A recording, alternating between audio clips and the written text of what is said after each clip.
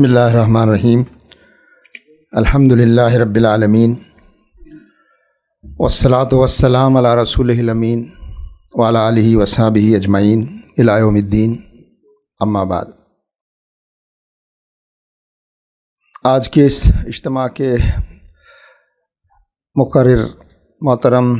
Doctor رضی الاسلام ندوی صاحب،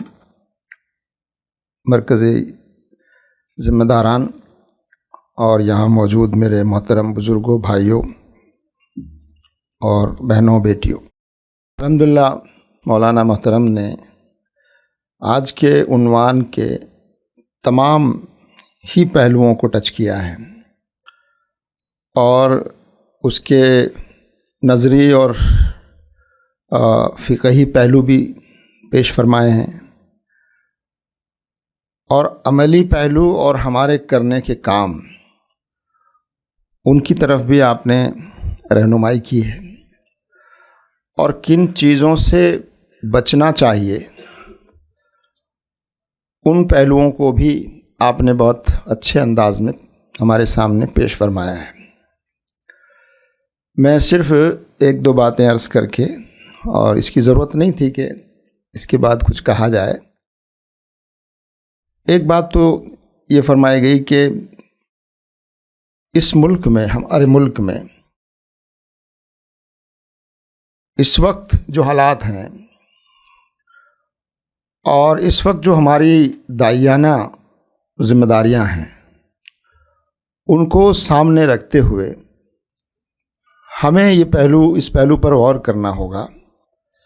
کہ اس طرح کے واقعات جو کیے جاتے ہیں، ہوتے نہیں، کیے جاتے ہیں، کرائے جاتے ہیں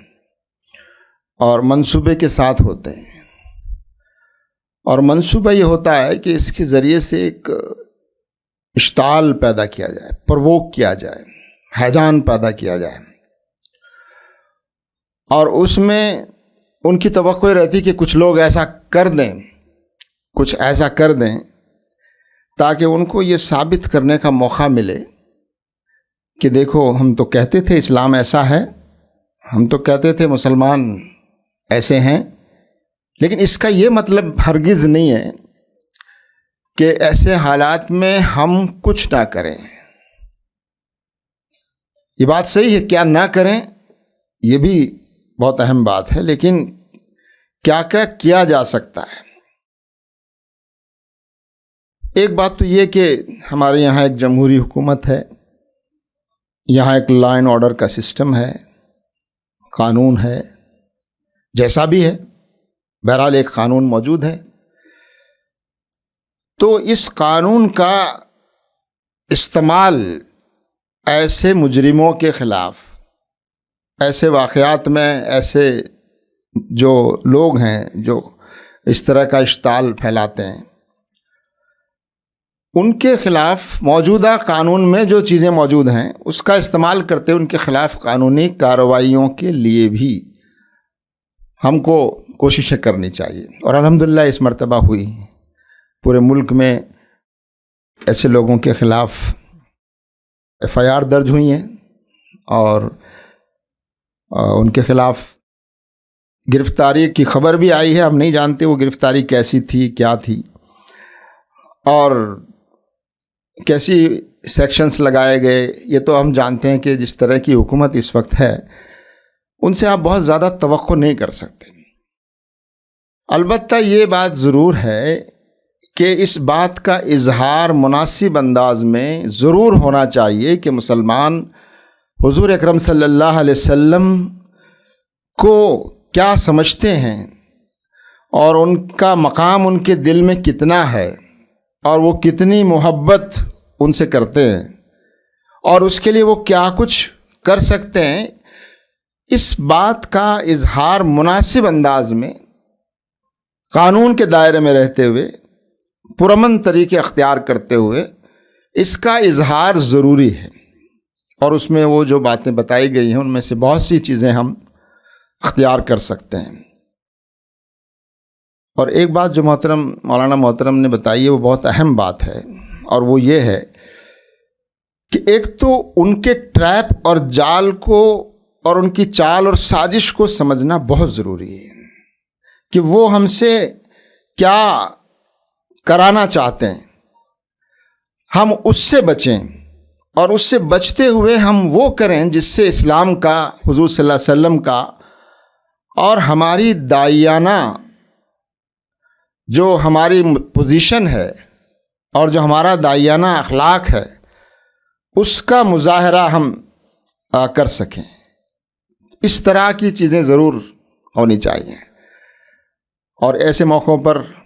آپ یہ کریں کہ حضور صلی اللہ علیہ وسلم کی سیرت مبارکہ کے سلسلے میں زیادہ سے زیادہ کچھ پروگرام کریں، غیر مسلم بھائیوں کے ساتھ، برادران وطن کے ساتھ آپ کے روابط ہوں، ان تک لٹریچر آپ پہنچائیں، ان کے لیے خصوصی پروگرام کریں، سوشل میڈیا پر آپ پورا ایک پازیٹیو انداز میں کمپین چلائیں، مضامین لکھیں، لکھوائیں، ڈیبیٹ اور ڈسکشن کرائیں۔ اور الحمدللہ پچھلا مہینہ جو گزرا ہے ربیع الاول کا مہینہ، اس میں پورے ملک میں بہت سی پازیٹیو چیزیں ہوئی ہیں، لیکن اس کا ایک پہلو جو کمزور پہلو ہے اس کو بھی ہمیں سامنے رکھنا چاہیے کہ ہمیں برادران وطن تک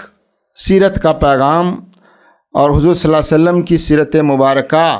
کے روشن پہلو جو ہیں وہ ان کے سامنے آنا چاہیے، ایک بات۔ دوسرا میرا خیال یہ ہے کہ اس وقت اس بات کا بہت زیادہ ایسے حالات میں جب اس طرح کا اشتعال پیدا کیا جاتا ہے تو ایسے حالات میں ماحول اس کے لیے سازگار ہو جاتا ہے کہ آپ اس موضوع پر بات کریں، تو اس موقع کو ہمیں ایکسپلوئٹ کرنا چاہیے کہ اس وقت، اور آپ کے ساتھ ایک ہمدردی کا جذبہ بھی، اس ملک کی بڑی جو اکثریت ہے وہ امن پسند ہے، وہ چاہے کسی مذہب کو مانتی ہو لیکن وہ مذہب کا احترام کرتی ہے، مذہبی شخصیات کا احترام کرتی ہے، اور یہ جو لوگ ہیں یہ ایک چھوٹا طبقہ ہے، اور ان لوگوں کو عام سوسائٹی سے الگ تھلگ کر کے پیش کرنا چاہیے۔ ہماری باتوں میں، ہمارے بیانات میں ایسا جنرلائزیشن نہیں ہونا چاہیے کہ پورا ملک جو ہے ان کے ساتھ ہے، ایسا کہہ کہ ہم ان کو بڑا طاقتور بنا دیتے ہیں۔ ہم یہ بات کہیں کہ ایسے سرفرے کچھ لوگ ہیں، ایسے سماج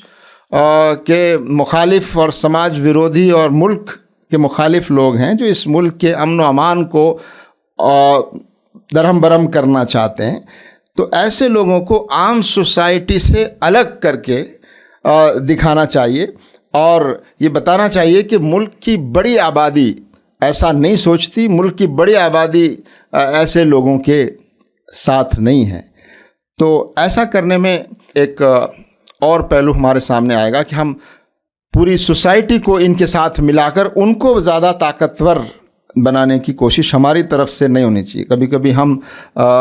ہمارے بیانیہ اور ہماری گفتگو کا انداز یہ ہوتا ہے کہ ہم پورے انڈین سوسائٹی کو ان کے ساتھ کھڑا کر کے ان کو بہت زیادہ طاقتور بنا کر پیش کرتے ہیں، اس سے فائدہ انہی کو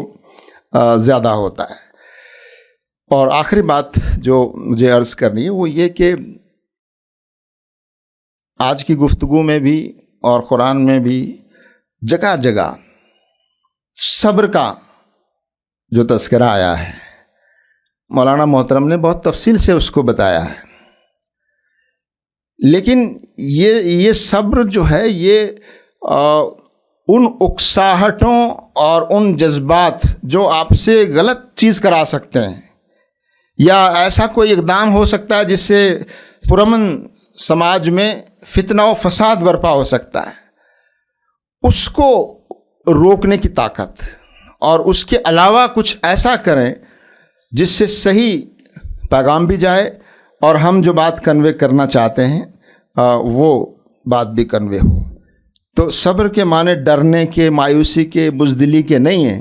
بلکہ صبر کے معنی یہ ہیں کہ ایسی چیزوں کے خلاف ہم مضبوطی کے ساتھ کھڑے ہوں، اور ایسی جو اکساہٹیں ہوتی ہیں ان میں ہم اپنا آپا اور اپنا ذہنی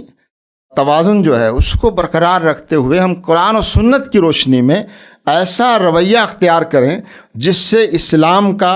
اور حضور اکرم صلی اللہ علیہ وسلم سے محبت کرنے والوں کا صحیح کردار لوگوں کے سامنے آئے۔ آپ کے اس رویے کو لوگ دیکھیں گے کہ ایک طرف وہ لوگ ہیں جو حضور صلی اللہ علیہ وسلم کے بارے میں اس طرح کی باتیں کر رہے ہیں، اور دوسری طرف یہ لوگ ہیں جو اس کے جواب میں جس اخلاق اور کردار کا مظاہرہ کر رہے ہیں اس سے اسلام کا بھی صحیح تعارف ہوگا، اور یہ ہماری ایک داعیانہ ذمہ داری اور داعیانہ حکمت عملی بھی ہے۔ تو میں انہی چند باتوں کے ساتھ ایک بار پھر مولانا محترم کا شکریہ ادا کرنا چاہتا ہوں کہ آپ نے اس اہم موضوع پر بہت تفصیل سے ہماری رہنمائی فرمائی ہے، اور آپ تمام حضرات کا بھی شکریہ، جزاک اللہ، وآخر دعوانا ان الحمد للہ رب العالمین۔ السلام علیکم ورحمۃ اللہ وبرکاتہ۔